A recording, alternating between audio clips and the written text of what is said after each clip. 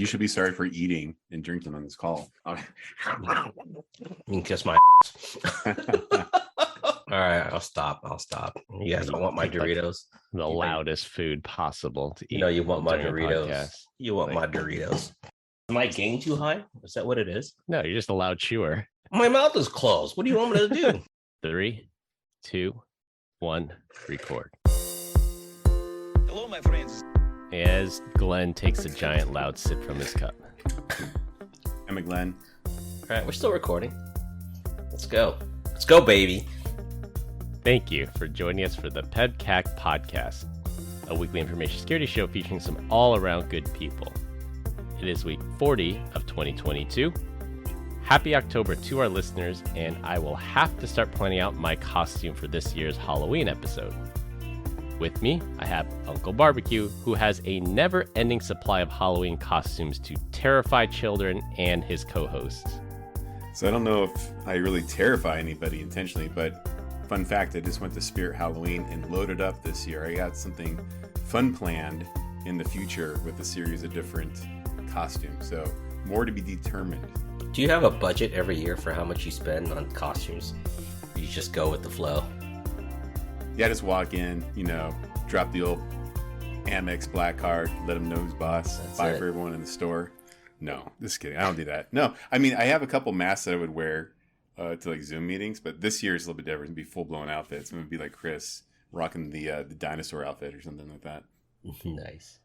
Just got to find a good way to get that audio through, because if your mic's inside the costume, the fan's too loud, and if the mic's outside the costume, they won't be able to hear you. So let me know if you crack that code of how to do a Zoom meeting in the T-Rex. Got it. That's a tough one. And we have Glenn Medina back from traveling. Glenn, I hope you're ready to report back on those Denver airport conspiracies. I'll be honest with you. It was crazy at the airports this last two weeks. I don't know what's going on, but the planes are all full. Planes are at least 15, 30 minutes late, and that was across 2 airlines. And multiple airports. I don't know what's going on, but happy to be back. And I totally forgot about the Denver airport conspiracy, but I will do it next time I'm there. Did you hear the sound of disappointment from all the listeners? I'm so sorry. I just totally forgot.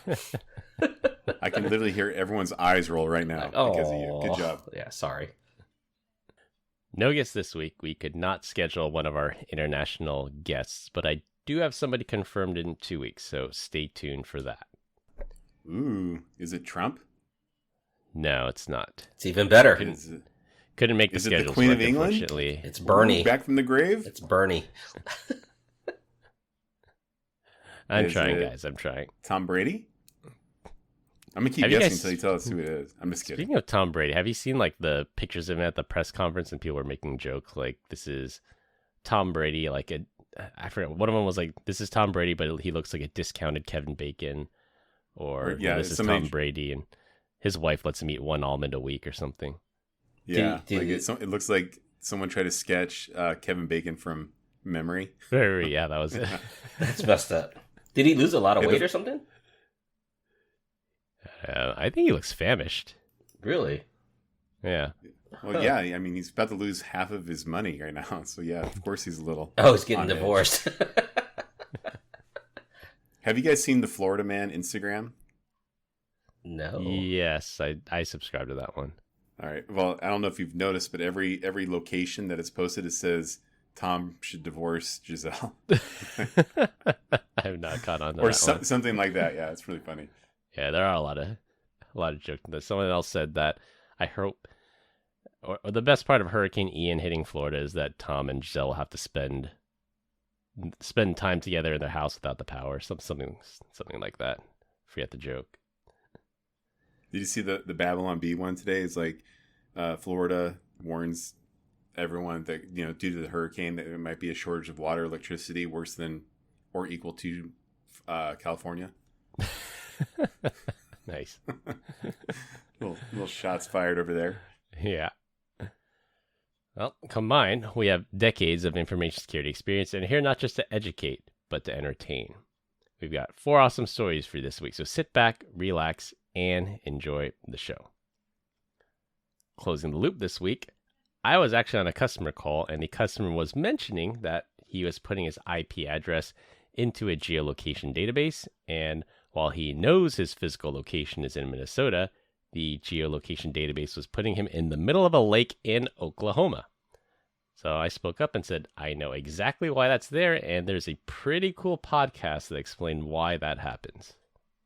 Did he ever respond to you? I saw the email go across. He just said thanks for the info. I don't know if he ever listened, but he appreciated me thinking of him, and I sent him the news story and the link to our podcast.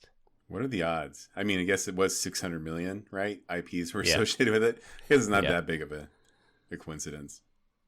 For the second closing the loop, remember that episode where I said I would never join a gym? Well, I joined a gym. So my wife Chris is going to stop being fat. We love that. Just kidding, Chris. I don't think he joined because he wanted to. let's let him finish the story here. Well, my wife belonged to a gym for the last few years, and she's been trying to get me to join, but we were never able to work out together due to the childcare situation. This past week, we went together twice, and I enjoyed it, and it was actually an economical decision because joining for a month was actually cheaper than the 2 drop-in classes, so time will tell if I continue with it or not. Do they have free daycare so you can just drop your kids off and go work out and go have a cup of coffee and leave them there, go do some shopping, and then come back? No, this one does not have a daycare, so we'd have to go during the day or take time off during the week. This sounds like Orange Theory. I could be wrong. Or F45. What was it? Neither? It was Orange Theory. Good guess. Yeah. It was You'll Orange like Theory? it. You like that? Yeah, I think it's good. So I explained on the episode when I said I would never join a gym is because I have access to a gym, but it's not instructor led. So I just use the equipment, and I use the Apple Workout Plus app on my phone, and I'm pretty good at self-motivating, but this one was actually pretty good because it is the whole body workout, and I was actually pretty sore after the class. Like the running part I have down just fine because I'm used to running long distances, but there are some exercises that make you do that workout muscle groups that I normally don't. So I think that it's probably good for that, just have a diversity of that workout. Orange Theory doesn't care about your endurance, buddy. They're going to be like, all right, treadmill. You're like, I got this. On 15 incline. You're like, oh my God, my head's about to explode. I will tell you, like, being in that room, because I used to be a member, I used to love doing the row machine. And I would pull so hard that sometimes the front end of the row machine would actually go up into the air and slam back down. And so the instructor would have to go over there and stand on it for me just because I was trying to flex. They couldn't afford sandbags for you. No. Or bolt the damn machine down like they should have done to begin with. Cool. You know, yeah. It's like when Deech goes to a gym and he complains to the manager. He's like, the free weights only go up to 100. What are you thinking? I can't use this. You don't have enough weights back there for Deech. I don't lift heavy like that anymore, boys. Nice. I guess that's Todd. Todd's the one that does that, isn't it? Todd the Rod, yeah. I would imagine he probably throws around some serious weights still. Yeah. So I did the gym thing for about a year where I got a private instructor, and then after the year I was kind of like done with the instructor. I figured out the patterns, figured out what I was trying to get accomplished, and I actually do a better workout now without him. Although I do sense the fact that I missed the motivation that he would give me. So, whereas does Orange Theory do that? Do they do any motivation like you can do it, anything like that?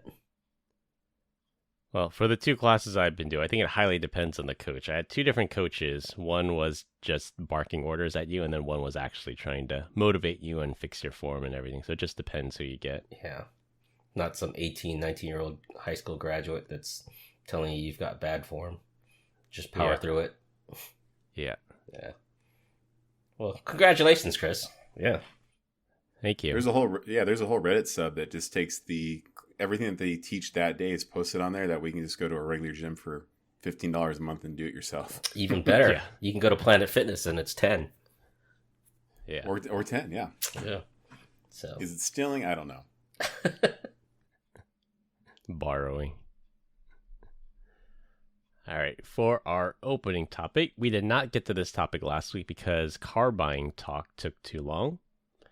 Brian, you've been playing with Tesla's full self-driving capabilities, and Tesla announced this week they are going to push it out to all eligible owners. What's your first impression of Tesla's full self-driving capabilities?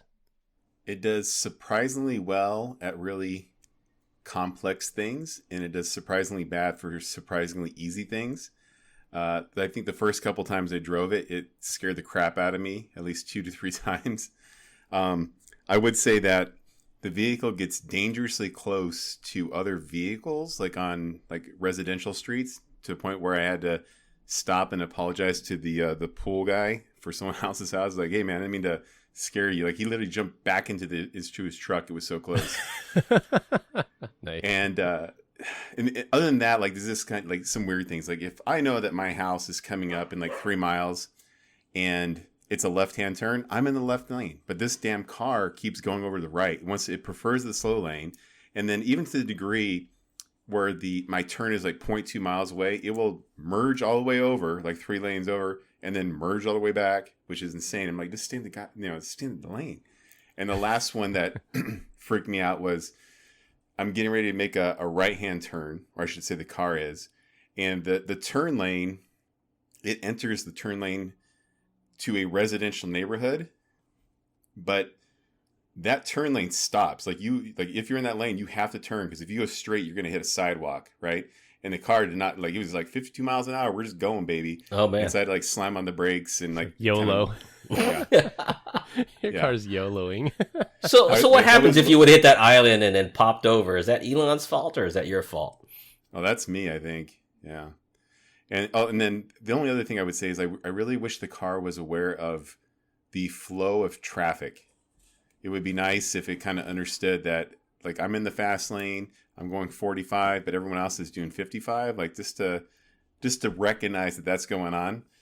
And also, like, sometimes when it's making a left-hand turn, it will veer into the turn lane, and then it'll be like, oh, I did that way too soon. I'm a premature lane turner, and it will pull back into the flow of traffic. But again, the rest of everyone else is going 55. I'm going 45. Oh man! And so, like, you just, yeah. So it's a little wild. I mean, you can control it, right? You can still give it gas. You can set the speed limit to go up a little bit faster. I just want to, sit there and eat popcorn. So We're not quite there yet, but getting there. We're closer to that than we were a couple years ago. At least we do it on city streets now, because that was the big thing. Like, we used autopilot a lot on the freeway, but now we have it for city streets. Yeah. So I had a conversation with my wife about this yesterday. Where, did you know there's, I guess there's different levels of autonomous driving, and Tesla has version 2 and Mercedes has version 3. And they were kind of going back on why Tesla has still not made it up to version 3, that it only uses 2 types of sensors. One is camera based and the other one is maybe LiDAR, if at all that. And then where Mercedes depends on multiple things, like even to go as far as the 2 that's included, camera and LiDAR, but also things like water sound on the windshield, water sound within the wheel well to detect how much water is on the ground. I always thought that was really cool to take all those indications and then provide a data point on how to drive the vehicle versus just camera based. So what level is Tesla on? Tesla is 2. Tesla is level 2. Okay, so Tesla is on level 2, but Tesla is also level 2. Got it. That's right. Yeah. Keep making fun of my Asian accent. I thought it was the NorCal accent, not Asian. How dare you NorCal. stereotype yourself? Yeah. Well, I'm from NorCal. I say Tesla like a normal person. Well, because I like to put a little pizzazz in that Tesla. So I thought, so on the whole stage 2 versus stage 3, I could have swore I read something where basically I think Tesla was saying, you know what? Like, we don't even want to have to do LiDAR. We just want to depend on cameras only. Like, it should be able to make we as human beings don't have LiDAR. So why does the car need to have it? And that's really kind of been the focus. Yeah, but we also have the ability to look 3-dimensionally into things, right? And there's other senses that are kicking off other than visual for us, right? So there's speed. Dude, You know, I mean, you're not wrong, but at night when I drive with autopilot, it's like this damn car finds people on the side of the road walking around that I don't even see. Like they'll be on the sidewalk. I'm like, oh, the car's tweaking out. That's obviously a ghost. Yeah. And then I'll look over and I'll actually see people. So I think they do a pretty damn good job. Yeah. Like I said, I'm not saying one way is better or worse than the other, but just reading the article that I read from Mercedes, it just made a lot of sense that they depend on a lot more metrics than just camera based. Because what happens if your camera's dirty, right? Or it's raining and there's raindrops on, or field of view is just totally not there. I know Tesla will do. We'll tell you it can't do anything. You have to take over the car. Yeah. Yeah, that's one of the things. And they also rely on multiple cameras because I think there's 8 cameras on most Teslas.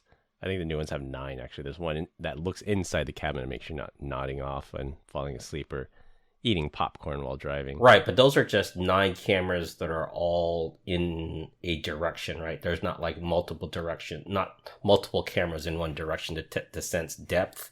Like we have 2 eyes, right? If we lost one eye, our depth perception kind of goes away from that standpoint. I think Tesla has 3 front-facing cameras. Is it? Okay. Yeah. Oh, you don't drive with an eye patch on like me? What a weirdo. Arr. I've never seen 3 cameras. Or maybe they do, all within the little bulb in the front. Is that what you're saying? Yeah. I gotcha. Yeah, there's 3 front-facing cameras there. Oh, interesting. So here in California, there's a guy named DJOW. I was actually surprised to see his campaign ads on CNBC. I don't know if you guys are familiar with who he is, but he's a tech billionaire here in California, and he's running for U.S. Senate. And he says he's a single issue candidate. And the single issue he cares about is banning Tesla's full self-driving. So he says, if elected, I will ban Tesla's full self-driving. And he actually told Elon Musk, if you drop full self-driving, I'll drop out of the race. That's the one thing he cares about, and he's running on this platform. He wasn't going to win anyway, so what does it matter? It's like all those people in that, is it some Norwegian country that was starving themselves because Elon wasn't giving him any FaceTime. The hunger strike thing, yeah. Yeah. Yeah, I thought that was hilarious. I mean, this guy has way too much money than he knows what to do with, and he's just going to run for Senate and try to ban full self-driving. I'm going to run for Senate as well. My single issue platform is that everyone should be entitled to 3-ply toilet paper. Like, we don't need sandpaper out there, ladies and gentlemen. Everyone needs a little treat for their tush. You got my vote. Actually, I couldn't vote for you because I'm not a resident of your state. But if you run for national office, you got my vote. There you go. See? That's one of many. Let's go. All right. For our first topic, are you guys aware of what's going on in Iran right now? Arby's 5 for 5 sale? Taco Bell pizzas are in Iran. No? Taco Bell pizzas? Yeah. I feel like we're wrong. The Mexican pizza? Yeah, they're back as of September 15th. Yeah. I'm pretty sure Iran doesn't have Arby's or Taco Bell. All right. On a more serious note, for those of you who are not in the know, there are massive protests and demonstrations going on there right now following the death of Masha Amini, who is a 22-year-old Iranian woman who died under suspicious circumstances after being arrested by Iran's moral police for not wearing her hijab properly. All signs point to the cause of death being blunt trauma to the head, and if true, is absolutely morally reprehensible. We're typically not a politics or a world news podcast, but this story does have an intersection with information security. In response to the massive protests, Iran has shut down Instagram, WhatsApp, and Signal, our favorite end-to-end encrypted messaging application. Parts of Tehran, the capital of Iran, have gone without internet for hours as the country attempts to censor the news and stop the coordination of protests. Signal is urging people to set up Signal proxies outside the country and advertise them privately so they don't end up on Iran's internet block lists. Users are using the hashtag #IranASignalProxy. So is anyone else surprised that there's even an uproar on this? I kind of felt like Iran was kind of a jerk about doing certain things like that.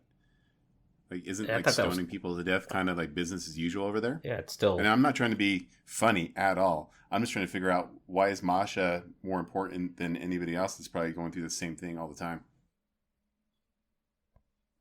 I think so they are very authoritarian, but I think even during the last presidential election, there were massive protests, there was uproar, and eventually the government put it down. But I think the demographics of Iran and Tehran have been changing over time. I think there's a lot more young people. Probably if you look at the demography of Iran, they have a disproportionate number of young people there that are against the old hardliners. And I think they see this as an opportunity to protest and rise up. You know, you're right. I mean, I don't think there's any 80-year-old Iranian person that is on Instagram or WhatsApp, right, posting their uproar on what the heck is going on. I am curious, like, how is Iran actually blackholing it? Do you think they're just blocking routes out to the Western internet here? Well, they control DNS too, right? So You can, Yeah. They control the hijack DNS ISPs. though. Yeah. So I think Signal has known published servers and they just have to block that. And that's why they need these proxies. So when a user inside the country goes to a proxy, it's not going to a known Signal server. It's going to some type of web server that's hosted outside the country. Iran, in theory, is going to allow that. And then from there, they can hop over to a Signal server.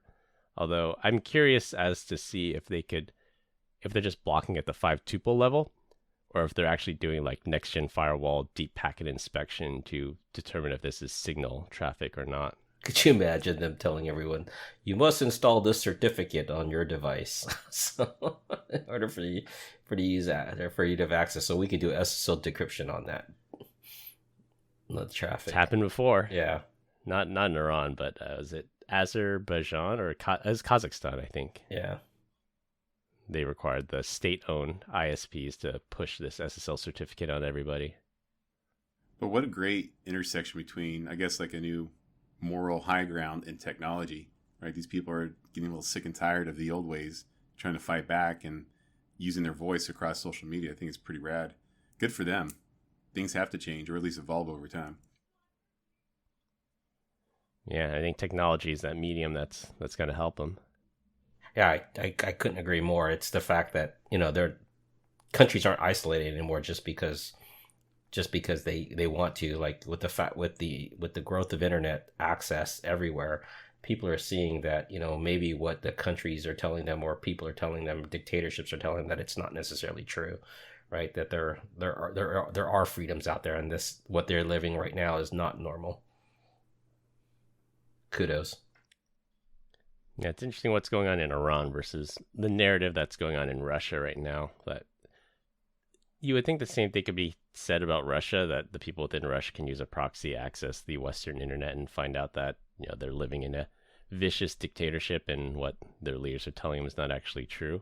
But I think Russia also banned like Signal and Telegram and all those other types of services. So you sort of see that dichotomy there, that people are trying to bypass that censorship in Iran, but in Russia it might be a different story.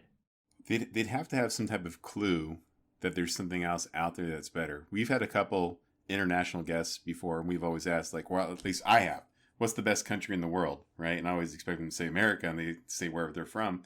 I would venture to guess, if we had someone on the phone or on the podcast from Iran or from Russia, or even, heck, mainland China, they would just, hail their own country as opposed to anything outside of that. Yeah, probably. It'd be a situation that this is how they were raised. They don't know better. Same thing with North Korea. I bet there's a certain number of North Korean defectors, but I think for the most part, the populace is pretty controlled in the messaging they get from state-run media. That's crazy. Like, hopefully that's not us. Like, can you imagine? What if we didn't really know? You mean like, brainwash you mean this whole time, maybe this whole time, like, oh, we should have been doing communism. That's awesome. We all live in a simulation. We all know Glenn wants to do socialism. We're just a battery. We're just a battery cell in the matrix. So For the machines. Yep. Just don't unplug me. I'm good. All right. For our second topic, we're going to have to pour one out for our old friend, Passwords.txt. We've often joked on this podcast about people leaving passwords sitting around in Notepad documents or Excel spreadsheets, and Microsoft has finally said enough is enough. A new update to Windows 11 called Enhanced Phishing Protection now warns users when they're typing their Windows password into insecure applications like Notepad or websites. When enabled, Microsoft will detect when you enter your Windows password and then issue a warning prompting you to remove the password from the insecure file, or if you entered it on a website, it'll tell you to change your password immediately. The feature is controllable through group policy, and Bleeping Computer tested this new feature, and the login password was caught when using WordPad and Microsoft Word. It surprisingly did not warn when typing it into Excel, OneNote, or Notepad 2. Marginal gains is what we're looking for here. Yeah. And by the way, it's off by default, so it's another one of those tyranny of the default. You would have to actively go in there and turn this protection on. What about Notepad++? Is that still even a thing? Yeah, I think it's a thing, but Microsoft doesn't control that. It's outside of the paste border, right? So yeah, because even the browser protection, I think it only works in Edge, so it won't work in Chrome or Brave or Firefox. How much more is it like the government, where we have to stupefy, we have to dumb-proof our operating systems just for people that want to do that kind of stuff? Just like making laws to say that you shouldn't jaywalk. It's like, really? Speeding laws. It's kind of... Yeah. It's like end-user education at the end of the day. Like, I would always, preach to my wife, how crazy would it be if something's listening, right? And she's like, I don't care. Who cares if TikTok is doing their thing? And I said, okay, well, I understand you don't really care. You have nothing to lose. There's really nothing that you're putting out there. But let's say that, God forbid, China's going to invade the U.S. and they're going to just go out there and pick off every female that happens to be Christian. I was like, guess who's on that list, honey? That's going to be you. Right. And then she's like, oh, okay, that makes sense. So I think, when it comes down to the password sharing and stealing, all that stuff, the fish me trainings of the world, you have to make it compelling enough for them to really understand it, for them to actually care. And once you actually have that level of conversation, then it changes.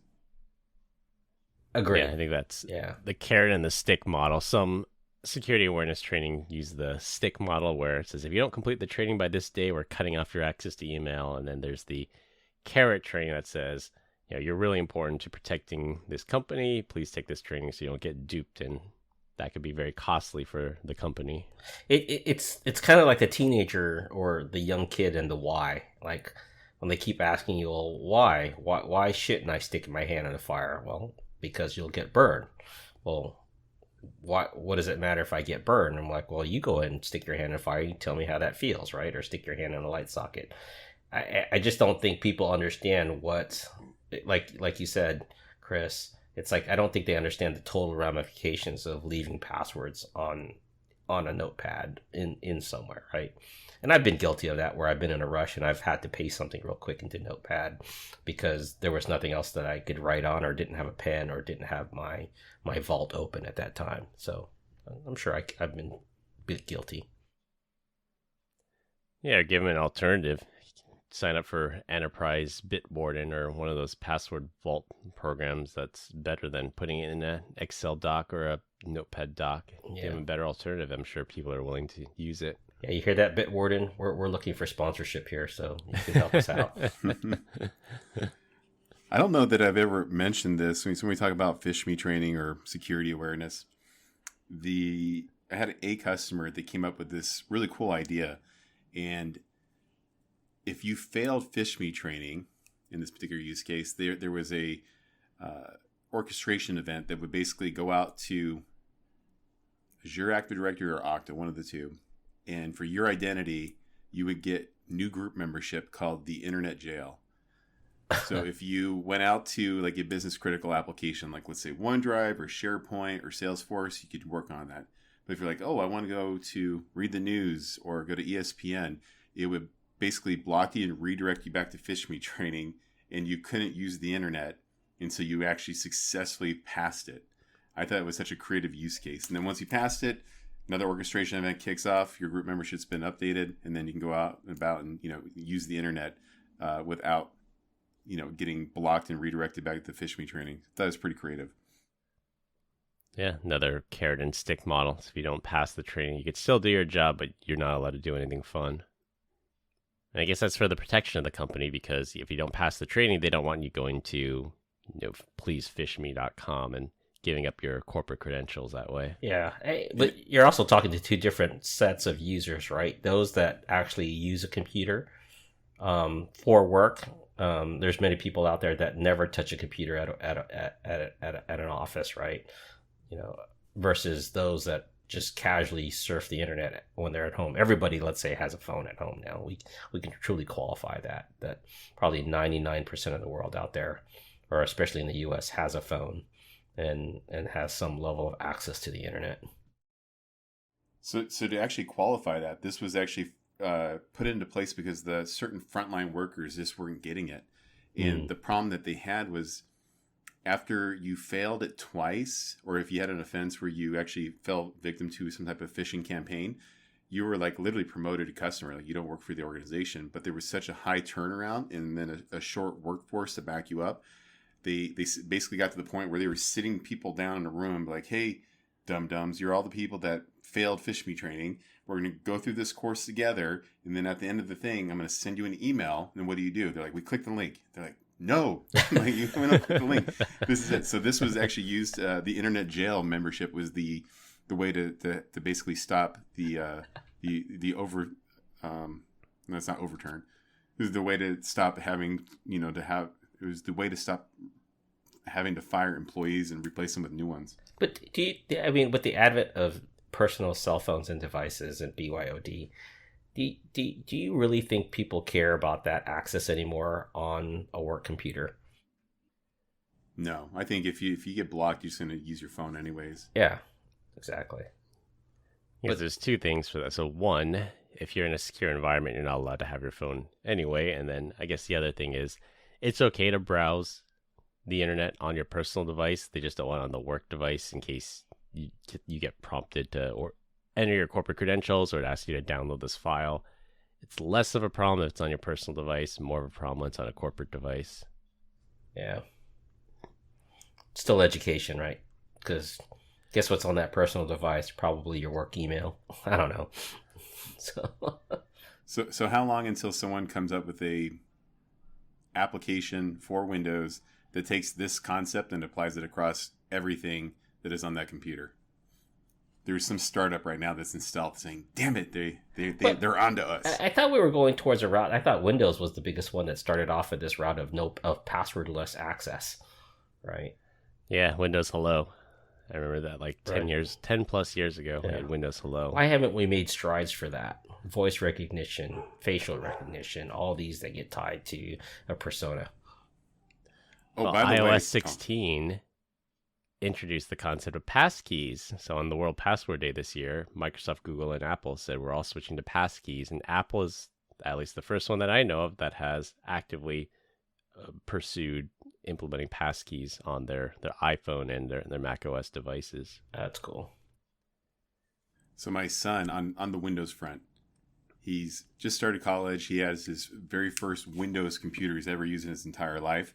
And he said a couple of things. Number one, the Windows Hello. He goes, I don't know that it's all that great. He's like, to enroll Face ID on my phone, I feel like it was more secure. Here, I feel like I could just hold up a picture and bypass it. He's like, I haven't tried it out yet. That's one thing.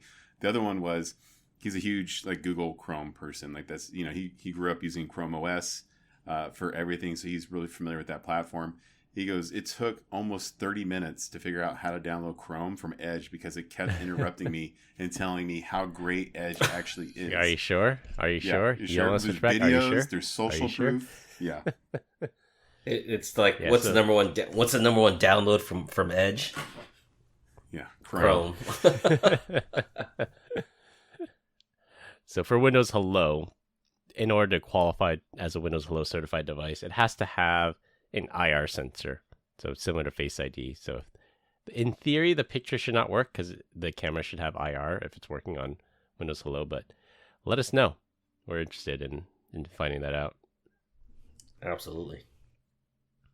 All right. For our third topic, our employer well, 2/3 of our employers, Zscaler discovered an interesting piece of information stealing malware. Backdooring apps is nothing new. An unsuspecting user downloads what they believe to be a legitimate app, but there's additional malicious code in there. They're commonly used for information stealers to get user passwords and social media credentials, but the Print Stealer app, and that's PRYNT, Print Stealer app, takes it a step further. Print Stealer is based off the code for async rat, which we talked about earlier on one of our podcasts. Print Stealer is a piece of software generally sold to script kiddies. It's people that don't know much about programming but know how to click nice fancy buttons to generate malware, and those script kiddies add a Telegram channel to get the dumped credentials. What Zscaler discovered when they analyzed the malware is that the developer of the tool that makes the malware also adds a second hard-coded Telegram channel, effectively getting a copy of all the data. The script kiddie gets the stolen data in their Telegram channel, and unbeknownst to them, the tool's developer also gets the data stealing from the stealer. So who says there's no honor among thieves? That's right, especially if you're a script kiddie. This is amazing. This is like multi-level marketing at the end of the day, right? It's your up, you get your downstream, and then all your creds go upstream. This is amazing. Good for them. And they figured if you're a script kiddie and you're buying this pre-made package, you're not going to be able to figure out that Inside somewhere there. buried within the code, all your stolen credentials also get dumped over to the developer of the app. In addition, your credentials too. So could you imagine? Probably, I wouldn't be surprised. That's funny. I take it there's really no honor here, right? I mean, if you we're talking about thieves in general, so it's funny, nonetheless. So, out of curiosity, Chris, do you know who actually, like from the Zscaler side, do you know who actually reverse engineered that and found out that about the hard-coded backdoor? Yeah, I think our Threat Labs has a blog about it. I'll link it through. I don't remember the name of the actual researcher that did it, but we should have a blog on it that I can post. Yeah, huge kudos to them. We should have them on the podcast, actually. That's pretty rad. No kidding. That's awesome. How do you think they actually did it? Do you think they're just observing network traffic, or do you think they like fuzzed the actual app and was looking at it and found out that it was harvesting credentials and sending it in two different places? I'm guessing they found it through the security cloud, and I guess they analyzed some of these samples and then found out as they're reverse engineering, they're like, this is interesting. This is not your average info stealer. This has an additional backdoor built into it to send to the developer. You think they just saw two streams going out? It's as simple as that? Yeah. That's what I'm thinking. Yeah, As in probably. making two network connects. They're like, hey, this is not going back to the original guy. So. Because you can probably man the middle Telegram, right? I don't think they do end-to-end encryption. Telegram does do ED. Okay. Yeah, you can't see the actual content, but you know that there's two different connections being made to Telegram. Okay. I don't know. We can't even call it man in the middle anymore, right? It's like person It's in the middle. adversary in the middle. Adversary. Person. AITM. AITM. Yeah. All right. Well, if I offended you, I'm sorry, Chris. That's right, because you're using a pronoun. Yep. Adversary in the middle attack. You know how many times I say man in the middle a day? I'm going to have to start adversary in the middle. It's like a misspelling of ATM. So there's that. Male carrier, male man, male woman, male carrier, person. male person, Male adversary now. male adversary. Yeah, they're called UPS and FedEx. So I wonder why they went with adversary. Because, like, think about it. Like, I mean, historically, man in the middle doesn't really imply that you're doing. It could be a bad person, but at the same time, it could be a good person. At the same, you know what I mean? it's still an actual Yeah. thing, right? I mean, you're doing SSL decryption basically. Yeah, it's a benign adversary in the middle. They're technically not an adversary. It's a benign person in the middle attack. Benign person. How about FITM? Friendly in the middle. I could come up with some other things, but let's. I guess this is PG the for the show. context. Yeah. Benign All threat right, actor in the middle. BTAIT. Yeah, now we're getting too long. All right, for our last topic, and it'll be a rotating topic every week. This week, we're going to talk about how to cook a steak. We have a lot of meat lover listeners, and we actually even have a Slack channel here dedicated to cooking, smoking, and barbecuing meat. Uncle Barbecue, how do you cook your meat?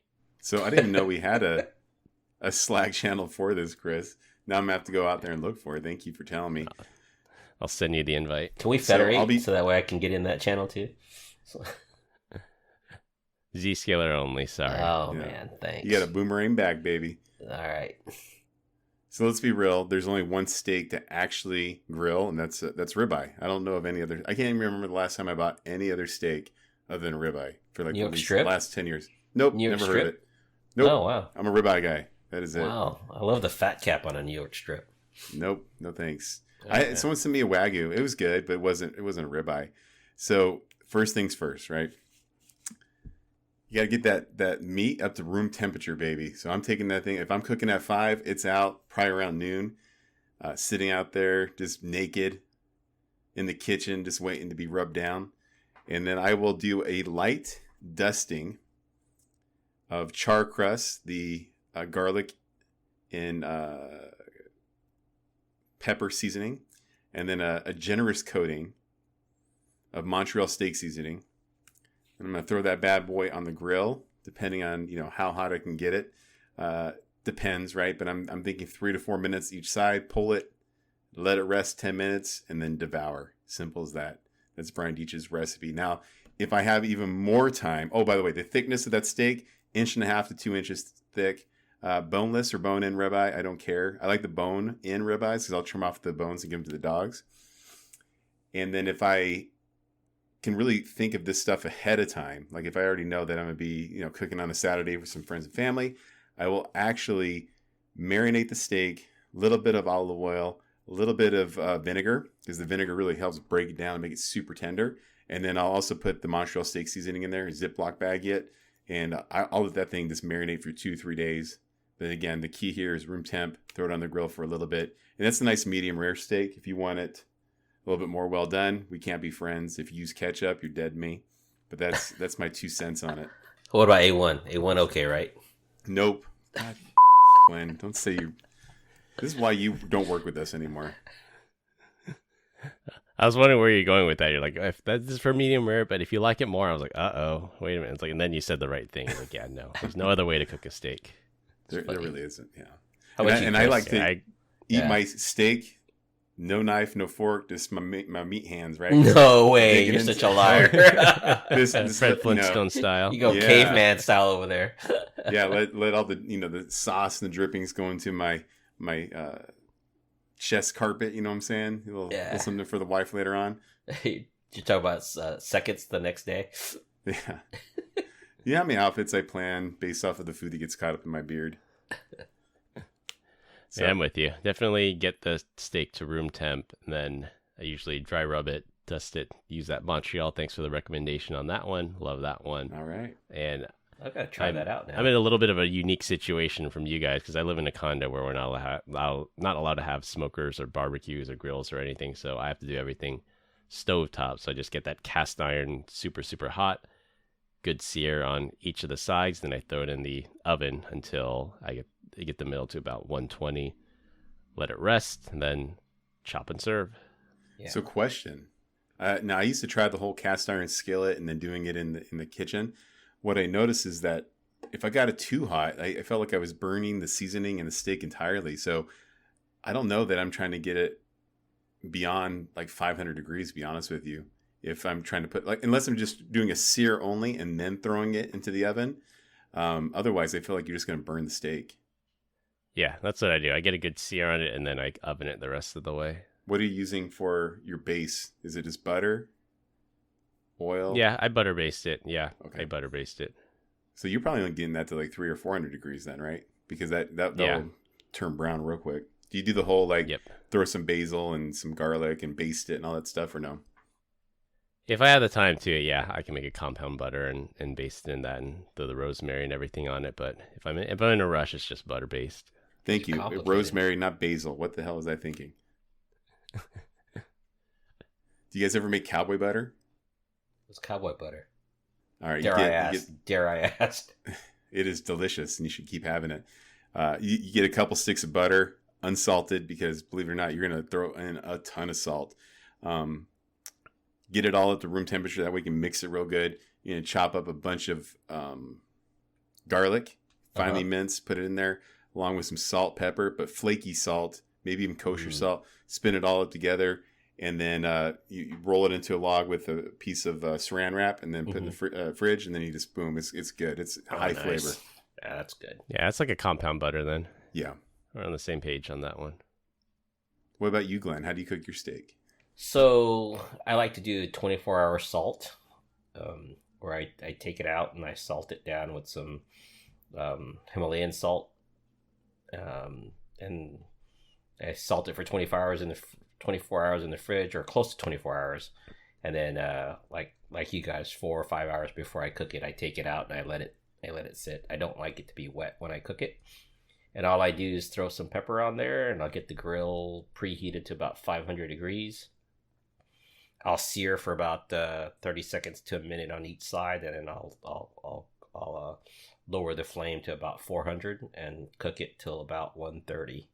So 130 degrees on the inside, and that's it. I don't do a lot of other seasoning because I think steak should be eaten pretty primitive like you, as far as like not a lot of other. If the meat's really good, it doesn't require a lot of other seasoning is what I think. So we got to get you on the Montreal steak seasoning. That stuff is pretty good. Cool. I'll have to send you some. There's also Chicago seasoning. Did I send that one to you as well, Chris? I don't think so. I think I'm on the Montreal. All right, and then so here's the secret thing about the char crust seasoning that they have. Is I don't know what it does, but somehow it just really holds in all the flavor and it really makes it tender. And it's a pretty heavy dusting that you put on there. But did you guys put a binder on there though? I've been hearing a lot of people say that you have to put a binder on the steak before you season it like that. No, not really. A good rub, you don't need a binder. Yeah. The steak is pretty moist to begin with. Yeah. Well, like I said, I keep mine pretty dry from the salt for the 20. It's got to be 20. More than greater minimum of 4, but 20 is pretty good. So. So are you guys all ribeye people as well, or are you doing it like you said, the New York strip? What are you guys cooking normally? New York strip. I like the New York strip or the ribeye, either one. I do like the cowboy steak at Sam's Club, $9.99 a pound. It's about 2 inches thick. Really good steak. But although I'm sure it's like what, $15 a pound now. No, it's still inflation. It's still $9.99, believe it or not. So I was just there. They're taking a loss on that. Yeah, and then Costco sells a really good, their New York strips over there are like $20 a pound. So, and they sell like 4 or 5. Costco short ribs are good. We like the Costco short ribs, like the ribeye, as well. We did prime rib once. That one was challenging. Like the whole rib. I mean that's an all day affair of getting that done. But are you guys on the same with the thickness, the 1.5 to 2? Oh yeah. Or are you going up to like 3? Okay. Yeah. No, 3's too much. You don't want anything that thick for sure. Yeah. You want it to cook evenly. On a Saturday though, like a typical Saturday weekend, if there's a couple of families coming over or 1 or 2 families, I like to throw a tri-tip on the grill. Same thing, salt, pepper, maybe a little garlic on top. But like I said, not a lot of seasoning on the meats that I cook. So. I'll give you. I agree with that. So Costco has a great tri-tip that you can put on the smoker, and that one that's always a win. That comes out great. Yeah. I'm not again. I'd rather have ribeye though if I'm going to cook.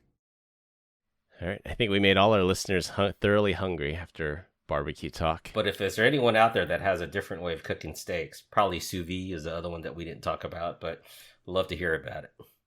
So I've done that, and I wasn't that big of a fan. Yeah. Yeah, but I mean, you gotta find a way to get the char. So you'll cook it to the perfect medium rare temp. Yeah. The trick is getting the char on there. So what my cousin does is he sous vides it to 120, then he brings it out on the grill, and then he uses a flamethrower, and he gets that char on there. Yeah. Then it tastes like gas, right, or whatever. Yeah. I don't know. I think I have mine dialed. I think it's the fact that like doing the sous vide, like you have to set it up, right? You got to bring the water, do all that stuff. You got to seal it. It takes time. I can literally have a steak ready in 30 minutes. Well, Yeah, that's a lie. yeah. I'm bringing it to room temp, but cook time and let it cure and then cut. Resting. Make Yeah, sure the you rest- rest it. I was going to bleed all over the place. Are we all 10-minute guys as well for that? Or do you guys? I do a 5-minute rest. Yeah, 5. Do you guys wrap yours, or do you guys leave it just open to rest? It's open to rest. Open The way it's rest, meant but to I always be. have I always cook like 5 or 6 of them, like really big ones. So they're just sitting in a bowl, right? And it stays pretty hot. The other day, my wife dug into it right as it came off the grill. She like tore off an end, and like there's just so much No. all the juices of that steak. Don't do that. Yeah, that was hers. Don't tell her though. I actually like to wrap mine in foil because I like the juices to stay inside of it to keep it. So, but that's just Then me. you have to consider if you wrap it in foil, it's going to cook longer because even Yeah. after you pull it off the grill or the stove Yeah, or the yeah. oven, it continues cooking. And if you wrap it in foil, it cooks even more. So you have to adjust the temp. True. for that. True. So, yeah, All right, meat talk. meat sweats. Well, we continue to get great comments about our dad joke of the week. Dad joke of the week.